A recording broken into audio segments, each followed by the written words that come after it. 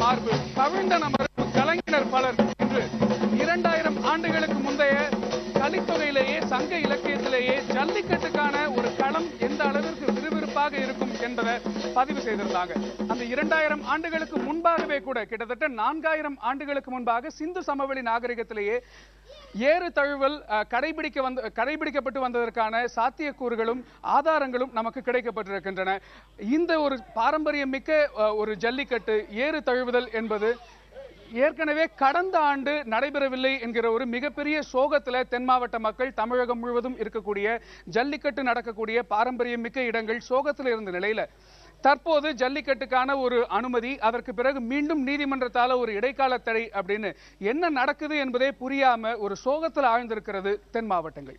தென் மாவட்டங்கள் மட்டுமில்ல, ஜல்லிக்கட்டு ஆர்வலர்கள் நிறைந்திருக்கக்கூடிய தமிழகம் முழுவதும் குழப்பமும் சோகமும் இந்த பொங்கலுக்கு எஞ்சியிருப்பதை நம்மால் கண்கூடாக பார்க்க முடிகிறது. புதிய தலைமுறையில அதை நாம தொடர்ந்து பார்த்து கொண்டிருக்கிறோம். தற்போது நாம ஜல்லிக்கட்டிற்கு பெயர் பெற்ற மதுரையில அவனியாபுரத்தில் இருக்கிறோம். இங்க நம்மோடு பல ஜல்லிக்கட்டு ஆர்வலர்கள் இருக்கிறாங்க. அவங்களுடைய மனநிலை எப்படி இருக்கு அப்படிங்கறதை இன்றைக்கு நம்மோடு பகிர்ந்து கொள்ள இருக்கிறார்கள். இது மக்களுடன் புதிய தலைமுறை. இந்த நிகழ்ச்சியை தொடங்குவதற்கு விவாதத்தை அவங்களுடைய எண்ணங்கள் எப்படி இருக்கிறது அப்படிங்கறத கேட்பதற்கு முன்பாக இங்க மதுரை அப்படின்னு சொன்ன உடனேயே மதுரைக்கான மிக முக்கியமான அடையாளங்கள்ல நாடகங்களும் ஒன்று. மதுரை மாவட்ட நாடக கலைஞர்கள் சங்கத்திலிருந்து இங்கு நிறைய பேர் வந்திருக்கிறாங்க. அவங்க ஜல்லிக்கட்டை பற்றியும் அவங்களுடைய ஜல்லிக்கட்டு அனுபவங்கள் பற்றியும் சில பாடல்களையும் நம்மோடு பகிர்ந்து கொள்வாங்க. அதுல இருந்து நாம தொடங்கலாம். வாங்க.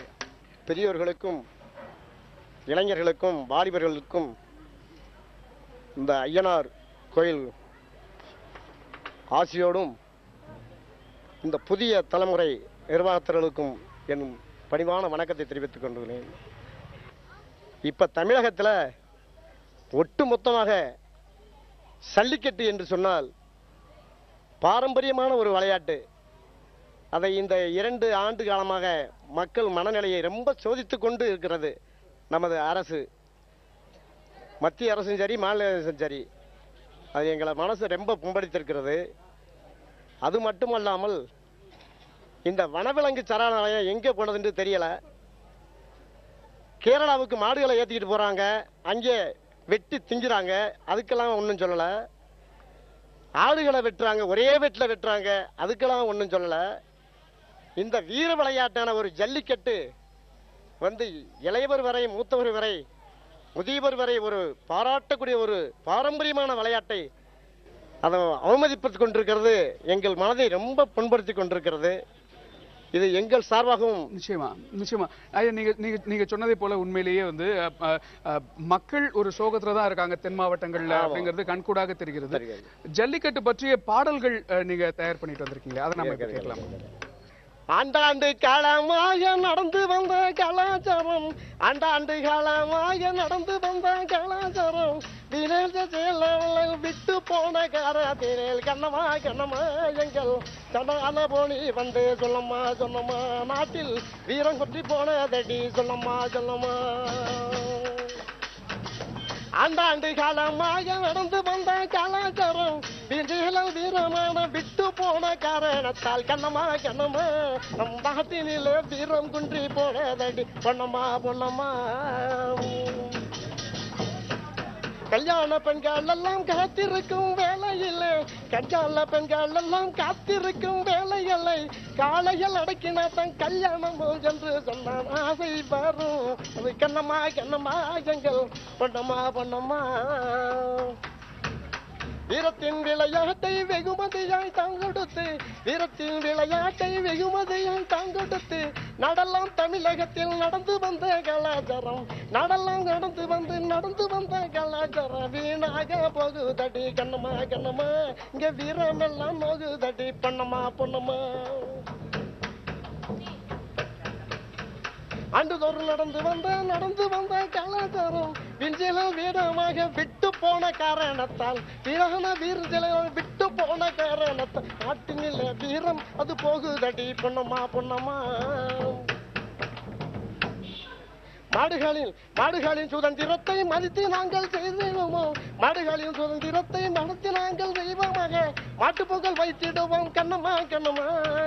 மரியாதை செய்திடுவோம் கிளமா கிளமா, நாங்கள் மரியாதை செய்திடுவோம் கிளமா கிளமா. மனிதனை போல் வீரம் மாட்டுக்குத்தான் தானம் உண்டு, மனிதனை போல் வீரம் மாட்டுக்குத்தான் தானம் உண்டு. மாவிலகம் போற்றும் அடி கண்ணம்மா கண்ணம்மா, எந்த மாட்டு வண்டி வாசல் ஓடி பொன்னம்மா பொன்னம்மா, எங்கள் மாட்டு வண்டி வாடி போய் பொன்னம்மா பொன்னம்மா. நன்றி நன்றி நன்றி நன்றிங்க. நாம தொடர்ந்து அடுத்தடுத்த இதில் நாம் செய்யலாம். அதற்கு முன்பாக நம்மளுடைய பாடல்கள் மூலமா நீங்க சொல்ற கருத்துக்களை நாங்க கேட்பதற்கு முன்பாக மற்றவர்களுடைய ஒரு சில கருத்துக்களை கேட்டுட்டு நாம தொடர்ந்து பேசலாம். ஆமா ஆமா, ஒரு மிகச்சிறந்த கருத்தாழமிக்க ஒரு பாடலை நாம கேட்டோம். இந்த இடத்துல பல்வேறு தரப்பினரும் வந்திருக்கிறாங்க. ஜல்லிக்கட்டு தொடர்பான ஆர்வலர்கள், ஜல்லிக்கட்டிற்கு ஆதரவாக இருக்கக்கூடியவர்கள், இலக்கியம் தெரிந்தவர்கள், இலக்கியத்துல ஜல்லிக்கட்டிற்கு எந்த அளவிற்கு பாரம்பரியம் மிக்கது அப்படிங்கறத பேசக்கூடியவர்கள், மாடுகளை வளர்ப்பவர்கள், மாடுபிடி வீரர்கள் அப்படின்னு பலதரப்பட்டவர்களும் இங்க நம்ம கிட்ட கூடியிருக்கிறாங்க. இந்த நேரத்துல நாம அவங்க கிட்ட நம்மளுடைய விவாதத்தை தொடங்கலாம். நன்றி நன்றி சார், நன்றி. வாங்க. இது நம்ம மண்ணில் வந்து ஒரு வெறும் விளையாட்டு மட்டுமே இல்லை, இது நம்ம உணர்வோடு கலந்த, இன்னும் சொல்லணும்னா மத ரீதியாக நம்மளுடைய மத உணர்வுகளோடு ஒன்றிணைந்து இருக்கக்கூடியது அப்படிங்கிறது தான் ஜல்லிக்கட்டிற்கான ஆர்வலர்கள் ஒவ்வொருத்தரும் தொடர்ந்து நீதிமன்றத்திலையுமே கூட வலியுறுத்தி சொன்ன ஒரு கருத்து. ஸோ இந்த வருஷம் முதல்ல ஒரு அனுமதி கிடைச்சது மத்திய அரசு கிட்ட இருந்து. உச்சநீதிமன்றம் ஒரு தடை விதித்திருக்கிறது. எந்த அளவிற்கு இது உங்களுக்கு ஏமாற்றத்தை கொடுத்திருக்கு? மதுரை மாவட்டத்திலிருந்து அண்ணா பிரேம் பேசுகிறேன் சார். நான் ஆக்சுவலாக நான் ஒரு பிஇ மெக்கானிக் இன்ஜினியர் முடிச்சிருக்கேன். நான் என்னோட தாத்தா காலத்தில் மாடு வளர்த்தாங்க, அப்பா காலத்தில் மாடு வளர்க்கலை. நான் இப்போ மாடு கிட்டத்தட்ட ஒரு 7-8 வருஷமா வளர்த்துக்கிட்டு இருக்கீங்க. நீங்க படிச்சிருந்தாலும் ஒரு இன்ஜினியரா இருந்தாலும் கூட மாடு வளர்த்தல் அப்படிங்கிற ஒரு பாரம்பரியத்தை நீங்க விட்டுடல. ஆமாம், பாரம்பரியத்தை விடலை. நான் இப்போ இந்த மத்திய அரசு எங்களுக்கு அறிவித்தது ஜல்லிக்கட்டு நடத்தலாம்னு அறிவிச்சிருந்தாங்க. அமைச்சர் பொன் ராதாகிருஷ்ணன் இந்த வருட பொங்கலை மோடி பொங்கலாக கொண்டாடுங்கன்னு சொல்லி அறிவிச்சுட்டு போனாங்க. இதை அம்மா தமிழக முதலமைச்சர் அம்மாவும் அறிவித்து நன்றி தெரிவித்து அதுக்கான ஏற்பாடு எல்லாமே பண்ண சொல்லிட்டாங்க. பண்ண சொல்லி விரைவாக அவனியாபுரம், அலங்காநல்லூர், பாலமேடு எல்லாமே நாங்கள் வேலைகள் எல்லாம் நடந்து முக்கால்வாசி பணிகள் முடிந்து விட்டன. முடிஞ்ச நிலையில் இப்போ திடீர்னு தடை வாங்கியிருக்காங்க. ஒரு மத்தியில் ஆள்ற அரசு, மாநில அரசு ரெண்டுமே சேர்ந்து செய்ய முடியாத ஒரு விஷயத்தை ஒரு சில அமைப்புகள் இதை செஞ்சுக்கிட்டு இருக்காங்க. என்ன காரணத்துக்காண்டி செய்கிறாங்கன்றது தெரியல. மக்களோட உணர்வுகளை மதிப்பளித்து யாருமே இந்த விஷயத்த ஒரு பெரிய விஷயமா எடுத்துக்க மாட்டுறாங்க. நான் சொல்கிறேன் என்னன்னா, அதாவது இனிப்பு பொங்கலை கொண்டாட சொல்லியிருக்காங்க நாளைக்கு.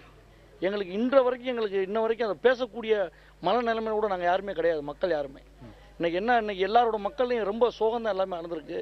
எல்லாம் அப்படியே என்ன செய்யறதுன்னு தெரியாமல் முடிச்சுக்கிட்டு இருக்கோம். போன வருடம் நாங்கள் அமைதியாக இருந்த காரணம் இந்த அரசாங்கம், மத்தியிலே மாநில அரசாங்கம் ஏதாவது செய்யும்ன்ற ஒரு நம்பிக்கையில் அமைதியாக இருந்தோம். இந்த வருடம் எங்களால் இருக்க முடியல. ஏன்னா என்ன செய்வாங்கன்ற எங்களுக்கு எதுவுமே தெரியலை. டவர் ஏறி இன்னைக்கு போராட்டங்கள் நிறைய, தீக்குழி போராட்டங்கள் நிறைய நடைபெற்றிருக்கு. நாளைக்கு காலையில் நல்ல செய்தி வரும்ன்ற ஒரு நம்பிக்கையில் இன்று இரவு நாங்கள் உறங்குறோம். நாளைக்கு எங்களுக்கு இனிப்பு பொங்கலாக இருக்குன்ற நம்பிக்கை எதிர்பார்த்துக்கிட்டு இருக்கேன். இந்த மத்திய அரசு, மாநில அரசு ஏதாவது ஒரு இனிப்பான செய்தி எங்களுக்கு வழங்கும்னு. இந்த வருடம் ஜல்லிக்கட்டு எங்களுக்கு இனிப்பாக கொண்டாட போகிறோம், ரெடியாக நாங்கள் இருக்கோம். கண்டிப்பான முறை அறிவிக்கும் நம்பிக்கையில் இருக்கு. நாளைக்கு இந்த நேரத்தில் நாம நின்றுட்டு இருக்கிற இந்த அவனியாபுரத்தில் ஜல்லிக்கட்டு நடந்து முடிந்திருக்க வேண்டும் இல்லையா? கண்டிப்பா ஷெட்யூல் படி நாளைக்கு காலையில இங்கே ஜல்லிக்கட்டு தொடங்கி இருக்கணும். நாளைக்கு நம்ம பேசிக் கொண்டிருக்கிற இந்த நேரம் நாளைக்கு ஜல்லிக்கட்டு நடந்து முடிந்திருக்க வேண்டும். கண்டிப்பா அது நடக்கும் அப்படிங்கிற நம்பிக்கை இருக்கிறதா? இல்லை, இவங்க கடைசி நேரத்தில் தடை வாங்கி நம்மளை அலக்கழிக்கிற நோக்கத்தில் தான் பீட்டாவும் இயங்குது, உச்சநீதிமன்றம் இயங்குது. அரசு நினைத்தா ஒரே இரவில் கொண்டு அவசர சட்டம் போடலாம். இப்போ விவசாயிகளோட நில அபகரிப்பு சட்டத்துக்கு 3 தடவை அவசர சட்டம் கொண்டு வந்தாங்க மத்திய அரசு. நம்மளோட பண்பாட்டு உரிமைக்கான ஒரு அவசர சட்டத்தை பாராளுமன்றத்தில் உடனே நிறைவேற்றலாம். ஆனால் அவங்களுக்கு அந்த எண்ணமோ தமிழர்கள் மீதான எந்த ஒரு நலன் மீதோ மத்திய அரசுக்கு எப்பயுமே இருந்ததில்லை. அது இனிமேல் நடக்கும்னு எனக்கு நம்பிக்கையே இல்லை. இன்னும் தொடர்ந்து இப்போ ஜல்லிக்கட்டு எங்கே நடக்குதுன்னு பார்த்தீங்கன்னா விவசாயம் பண்ணுற இடத்துல தான் நடக்கும். 5000 வருஷமாக சிந்து சமவெளி நாகரிகத்தில் இருந்து எங்கே விவசாயம் செழிப்பாக இருக்கோ, அந்த இயற்கையாகவே நதி ஓட்டம் இருக்கோ, அங்கே தான் மாடுகள் வளரும். அதை அடக்கிறது தான் நம்மளோட பண்பாடு. இவ்வளோ வருடங்களாக இருக்கிற இந்த பண்பாட்டை இன்னைக்கு அடக்கியிருக்காங்க. இதே நேரத்தில் இந்துக்கள்னு சொல்கிறாங்க, ஹோலி பண்டிகை கொண்டாடும் போது கெமிக்கலை மூஞ்சியில் பூசுறதுனால மனிதர்களுக்கு பாதிப்பு ஏற்படுது. அதை தடை வாங்க முடியுமா? இல்ல தீபாவளியின் போது பட்டாசு வெடிக்கிறதுனால காற்று மாசுபடுது, அதை தடை விதிக்க முடியுமா? அதுக்கெல்லாம் முறைப்படுத்தும் விதிமுறைகள் இருக்கு. அதுக்கெல்லாம் முறைப்படுத்தும் விதிமுறைகள் அதே மாதிரி ஜல்லிக்கட்டுக்கும் முறைப்படுத்துவதற்கான வழிமுறைகளை ஏற்கனவே உச்சநீதிமன்றம் சொல்லி இருக்கிறது. இந்த நேரத்தில் நீங்க வலியுறுத்துவது அந்த நடைமுறைகளை ஸ்ட்ரிக்டா நடைமுறைப்படுத்தப்பட்டிருக்கிறதா அப்படிங்கறத கண்டிப்போட பார்ப்பதற்கு பதிலாக ஏன் இதை தடை வாங்கி இருக்கிறாங்க அப்படிங்கறதா இப்ப இருக்கக்கூடிய கேள்வி அப்படின்னு நான் நினைக்கிறேன். இந்த நேரத்தில் அவர் ஏற்கனவே குறிப்பிட்டதை போல பீட்டா உள்ளிட்ட ஒரு சில அமைப்புகள் இதற்கு எதற்காக இது வந்து இவ்வளவு ஒரு ஒரு ஒரு முனைப்போடு இதுக்கு வந்து தடை வாங்கியிருக்காங்க அப்படிங்கிறதுக்கு கடந்த சில நாட்களாகவே சமூக வலைதளங்கள்ல கடுமையான விமர்சனங்கள் நிறைய பேரால முன்வைக்கப்பட்டிருக்கு. நீங்க என்ன நினைக்கிறீங்க? தமிழர்களுடைய தேசிய விளையாட்டாகவும் தேசிய அடையாளமாகவும் இருக்கக்கூடிய ஜல்லிக்கட்டு இன்று பீட்டா மற்றும் பல்வேறு விலங்கு நல அமைப்புகள் மூலமாக இன்று தடை ஆணை பிறப்பிக்கப்பட்டுள்ளது. இதற்கு முதலில் என்னுடைய கடுமையான கண்டனத்தை தெரிவித்துக் கொள்ள விரும்புகிறேன். காரணம் என்ன அப்படின்னு கேட்டிங்கன்னா, இந்தியாவில் ஒரு தெரு நாய்களை காப்பாற்றுவதற்காக வருகை தந்த பீட்டா போன்ற அமைப்புகள் இன்று ஒரு மலிவான விளம்பரத்திற்காகவும் தங்களுடைய அமைப்பு செல்வாக்கு அடைய வேண்டும் என்ற அடிப்படையிலும் இன்று இந்த ஜல்லிக்கட்டு போட்டிகளை தொடர்ச்சியாக குதிரை பந்தயங்கள் பல்வேறு மாநிலங்களிலே நடைபெறுகிறது, அதை பற்றி கேட்கவில்லை. ராஜஸ்தான் போன்ற இடங்களிலே ஒட்டக திருவிழா நடைபெறுகிறது, அதை கேட்கவில்லை. கேரளா நம்ம அவங்களுடைய பின்னணியை பத்தி நாம பேசுவதை விட இதற்கான முனைப்பு காட்டுவதற்கான காரணம் என்ன அப்படின்னு நீங்க என்ன நினைக்கிறீங்க? ஏன்னா நிறைய விமர்சனங்கள் முன்வைக்கப்பட்டிருக்கு. சமூக வலைதளங்கள்லயும் சரி, போராட்டம் நடத்தக்கூடிய அந்த போராட்ட களங்கள்லயும் சரி, நிறைய பேர் நிறைய விதமான கருத்துக்களை முன்வைக்கிறாங்க. நீங்க என்ன நினைக்கிறீங்க? இது கால்நடை வளர்ப்பு சமூகத்தை சார்ந்த நாங்கள் இதை வந்து வன்மையாக கண்டிக்கிறோம். இது தமிழர்களுடைய சுயமரியாதையை சீண்டி பார்க்கக்கூடிய ஒரு வேலையாகவே இதை நினைக்கிறோம். அந்த நம்மளுடைய அடையாளத்தையும் அளிக்கக்கூடிய ஒரு முயற்சியாகவும் அவர்கள் இதை தொடர்ச்சியாக செய்து வருகிறார்கள். இது மிகவும் கண்டனத்துக்குரியது. கால்நடை வளர்ப்பு அப்படின்னு சொல்லும்போது அந்த கால்நடை வளர்ப்பு கலாச்சாரத்தை இந்த ஜல்லிக்கட்டுக்கான தடை பாதிக்கும் நினைக்கிறீங்களா? நிச்சயமாக பாதிக்கும். அது ஏன்னா இது வந்து கோவில் காளைகளாக ஒரு இன விருத்திக்காக காளைகள் ஒவ்வொரு கிராமங்களிலுமே வளர்க்கப்பட்டு வருகிறது. இன்று அந்த கோவில் காளைகள் 365 நாட்களில் ஒரு நாள் ஒரு வீர விளையாட்டுகளிலே கலந்து கொள்ள அழைத்து வரப்படுகிறது. அது ஒரு குழந்தையை போல் ஒவ்வொரு வீடுகளிலும் ஒவ்வொரு கிராமங்களிலும் அந்த கோவில் பூச்சிக்காளை என்று கூறுவார்கள், அவர்கள் வளர்க்கப்பட்டு வருகிறார்கள். அந்த காளை துன்புறுத்தப்படுவதாக இதுவரை எந்த குறிப்புகளிலுமே அல்லது மக்களுமே இதுவரை அது மாதிரியான ஒரு ஆவணங்கள் எதுவுமே இல்லை. அப்படி இருக்கும் பொழுது அதை பயிற்சி கொடுக்கும் பொழுது அதன் மீது பல்வேறு நிகழ்வுகள் நடப்பதாக ஆர்வலர்கள் தெரிவிக்கிறார்கள். நிச்சயமாக ஒருவேளை பயிற்சி கொடுக்கும்போது அப்படி இருந்துச்சுன்னா மாடு முதல்ல குத்துறது பயிற்சி கொடுக்குற ஆளாக தான் இருக்கும், மாடு பிடிக்கிற ஆளாக இருக்காது. முதல்ல மாடு அங்கே பயிற்சி கொடுக்கப்பட்டு இங்கே வந்து மாட்டு கூட கொம்பு இருக்குது, பிடிக்கிற ஆள் கீழே எதுவுமே இல்லை. அவர் ஒரு மனிதனாக இருந்து அந்த மாடு அடைதல் என்ற விளையாட்டாக இது ஆரம்பிக்கப்பட்டது. அது இன்று ஜல்லிக்கட்டாக ஏதோ மாடுகள் மீது மிகப்பெரிய கோபத்தை ஏற்படுத்தக்கூடிய அல்லது பயத்தை ஏற்படுத்தக்கூடிய ஒரு விளையாட்டாக அவர்கள் சித்தரிக்கிறார்கள். இது நிச்சயமாக அது இல்லை. அவர்கள் குறிப்பிடும்படி இது ஒரு விளையாட்டு, ஒரு ஆபத்தான ஒரு விளையாட்டாக இருந்தால் அவர்கள் தான் நீ சொல்லணும், காயம்படாத ஒரு விளையாட்டை அவர்கள் தான் நமக்கு கண்டுபிடித்து, பீட்டா போன்ற அமைப்புகள் தான் கண்டுபிடித்து தர வேண்டும் என்பதையும் தெரிவித்துக் கொள்ள விரும்புகிறேன்.